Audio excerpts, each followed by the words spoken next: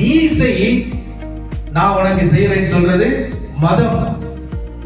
ஆனா நீ செய்யாத, நான் உனக்கு செஞ்சிருக்கேன், அதை நீ நம்பு, நீ என்ன பண்ணுவ?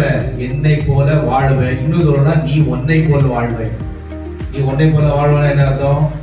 பொறாமை, பெருமை, பொய், இது எதுவும் இல்லாம நம்ம வாழ்றோமான்னு பார்க்கணும்.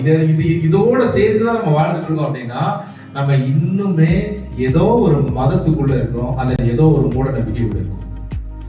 அப்போ தேவ ராஜ்யத்துல நான் வாழணும் அப்படின்னா மதத்திலிருந்து நான் வெளியில வரணும், மூட நம்பிக்கையில இருந்து நான் வெளியில வரணும். இந்த ரெண்டுல இருந்து நான் வெளியில வரணும்னா இயேசுவை நான் படிக்க வேண்டும், இயேசுவை பற்றி நான் தெரிந்து கொள்ள வேண்டும். இயேசுவை பற்றி தெரிஞ்சு கொண்டா போதும், மதத்துல செய்யக்கூடிய கிரியைகளை அவர் செய்ய சொல்லலைன்னு எனக்கு தெரிய வரும், மூட நம்பிக்கைக்கு அவர் விருப்பம் இல்லைன்றது எனக்கு தெரிய வரும். அப்ப நான் ஒரு ஆசீர்வாதமான வாழ்க்கையை நான் எப்படி வாழ முடியும்னா, சிலுவையின் மரணத்தின் மூலமாக அவர் நமக்கு சொல்லக்கூடிய செய்தி என்னன்னா, நானே உன் ராஜாவாக இருக்கிறேன், நான் உன்னை ஆளுகை செய்கிறேன்.